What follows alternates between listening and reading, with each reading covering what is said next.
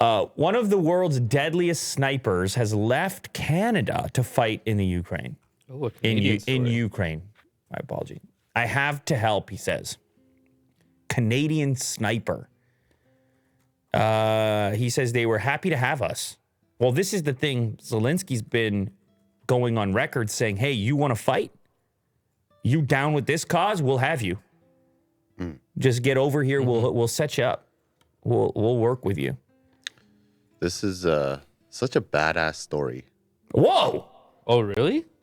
World's deadliest sniper. Yeah, It comes out of retirement. It's I guess, right? it's a hefty headline.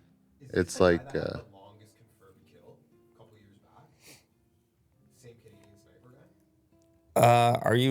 guy. You're starting to sound like an aficionado. Nobody knows. Yeah, we hit the record, and then Trudeau had to like apologize for it. A former Canadian soldier known as one of the world's deadliest snipers arrived to Ukraine to help the nation defend itself from Russia. I want to help them. It's as simple as that. I have to help because there are people here being bombarded just because they want to be European and not Russian. A former sniper, Wally, is a former sniper with the Royal Canadian 22nd Regiment who previously fought in the Afghanistan War. He has a kill distance of over 2 miles, according to the Mirror, and is known as one of the world's most deadly snipers. 2 miles away, confirmed kill. Good Lord. 2 miles. That might be the dude. 2 miles. You know what you have to account for in these scenarios, Mo? 2 miles? Wind. Go ahead. I'm gonna start with wind. Are you going to start and end with wind? And I'm gonna end with wind. Very well. The curvature of the earth. Oh wow, yeah. You got to account for the curvature of the earth.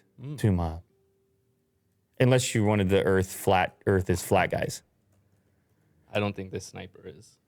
He's not one of those guys? No, I would bet that he isn't. Flat earther? Mm-hmm. so. Right now, he's just working as a civilian computer programmer, Well, his two and then he job just titles decides are still- to go back to He war. said that was the hardest part of making the decision to join the war. He was going to miss his son's first birthday. A week ago, I was still programming stuff. He said, now I'm grabbing anti-tank missiles in a warehouse to kill real people. That's my reality right now. Ooh. This guy's a badass. What a Oh man, It's so matter of fact. Now I'm in a warehouse getting missiles to kill people. The person who talks like that, you don't want to. No. I don't even know if there's joking around going on. I don't even know, like, whatever you were doing with the home court stuff. That's not acceptable. Right. You've already told me that's not acceptable.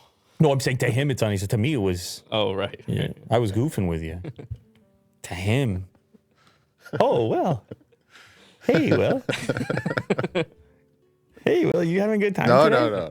no. Are you having a good time? Switch the camera to yourself right now. Right now. Switch it. Come on, Will. You can't leave it. There you go. Will's having a great time today.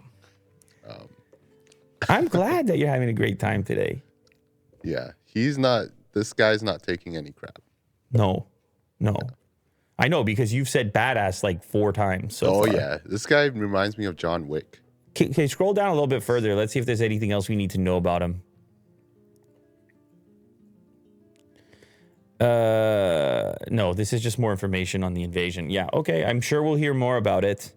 A prominent guy, Canadian guy, who would have thought? What's his name?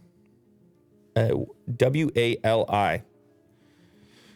He's 40 years old.